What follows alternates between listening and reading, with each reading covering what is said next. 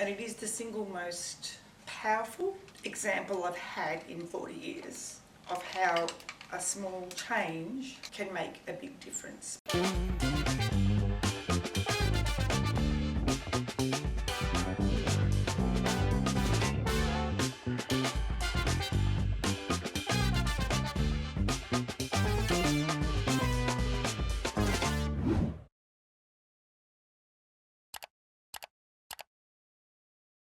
Hi, my name is Erin Keeney and I'm the course coordinator for Math Perspectives. The video you are about to watch is a table talk between Number Talks author Sue Dolphin speaking with Vicki Miles, a principal from a primary school in Australia. They will be discussing the importance of a person not from the school being a catalyst for professional growth, and affirming how valuable it is to have the consultant return to help teachers continue to learn and go on to the next level. If you would like to learn more about professional development with Math Perspectives, call 360-715-2782. Enjoy the video. So I use the word catalyst purposely because it's not an end point. I want my teachers to learn all the time. There was a starting point. What we learn from that is we can have then discussions about what it is we're seeing in the kids and noticing in the kids. That brings another level of discussion to the professional dialogue that we're having, right, which creates more interest in knowing more things. And so it's not just a catalyst for improving mathematics for children. It's a way of, for me, enabling teachers to have a common language, a common program that they're all trying. I don't like to use the word program, but philosophy, that they're all trying, and then we can have discussions about what we're seeing. You know, it's orchestrated, but it means that everybody got the same language to talk about things. It seems like it too is a place where teachers, like you said, are learning about students' thinking, but then I can make decisions based on their thinking. So if I'm doing a number talk and they're solving a problem a certain way, then I might trigger what kind of question I'm going to ask next. And then if I can do that in a short amount of time, then I know I can do that in the rest of my math time. Yeah, as well. You had to learn to do that.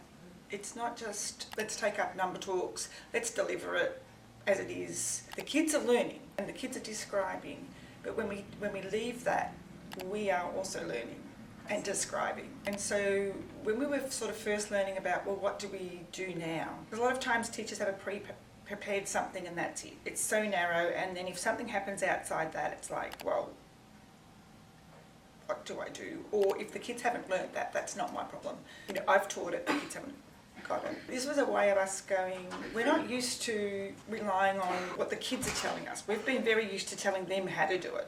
Now all of a sudden it's reversed and the children are telling us how they did it. So what is our response? And so in the initial stages, we'd come back and say, oh, Sue said this today, and I'd never thought about that. And somebody would go, well, yeah, my kids did that too. Or no, I had a different one. Somebody else would come back and do it like this. And then we would talk about, well, how would you record it? Because we're not used to recording in the way that the kids talk.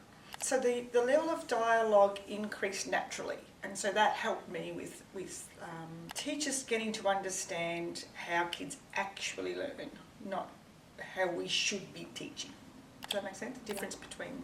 So it's the focus on following the student's lead instead of following the lead of some written text. Yes. Or yeah, absolutely. The kids yeah. help us know what they need next. And it is the single most powerful example I've had in 40 years of how a small change can make a big difference. Because, you know, I don't think I'm talking out of turn. I think most of my teachers would say that the way they were teaching 7 years ago is so much different to the way that they're teaching now, and in particular in maths, I can see a direct link between a very small change with number talks. Right. And we've moved on, you know, now, we're doing more working stations, but the way that teachers think about mathematics now is completely different. And it seems like kids too start learning that math is supposed to make sense. It's not just this secret that the teacher's trying to help me figure out, like I make sense of it myself. Yeah. The math belongs to me. Right. You can help me. Providing the right experience. Providing the right questioning or the experience or what have you, but I own it and therefore I can be confident in my use. But if you're trying to tell me something and I don't quite get it, I can't be as confident. And then it turns into a bit of maths anxiety. It's like, well, why don't I know this? Instead of being able to trust that I'll work it out. So what do you think were some of the key things that helped shift even from doing number talks in the beginning to having more expertise in the outcome of number talks? I would say that's why it was really important to have you come back out to Australia, because you get a sort of certain point down the road and you think you might be doing the right thing, but you're not exactly sure, and we all started together. So we were all learning sort of collectively, which was great, and from one another. But then when you get somebody else that comes in and says, just little things, you know, when you came, a bit more emphasis on using your models, your whole, your partial, and to abstract. Right. That moved us up another level since The models are a big... Yeah, since that time, because we hadn't done a lot of reading around that or considered that. You know, we were just working off what we knew. So if you have somebody else that comes in and does a provocation, my staff are fantastic, they're learners. So a provocation doesn't shut them down anymore. Right. At the beginning it might have, so it doesn't now. And so they're just like children, they're confident in that I can think for myself around this, but I need somebody else to provoke that has that level of expertise, just like I am as a teacher doing that for kids.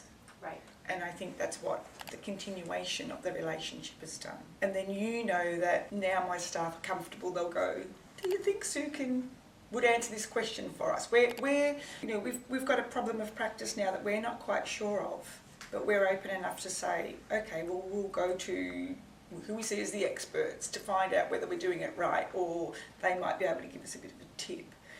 So that continual learning just means that the practice grows. Math Perspectives provides professional development for educators of grades pre-K through 5 mathematics. Our instructor team is made up of highly qualified classroom teachers who have used our materials and practices with students in their own classrooms. A link is provided below for our professional development offerings. Booking a course is as easy as calling us at 360-715-2782 or emailing info@mathperspectives.com. Kathy Richardson, one of the nation's leading educators of elementary mathematics, is the primary author of the books used in our courses. These books provide teachers with the information they need to understand how children learn mathematics. Kathy has developed assessments that help uncover what students truly know so that teachers can provide them with meaningful experiences in a safe learning environment that helps ensure the success of all students.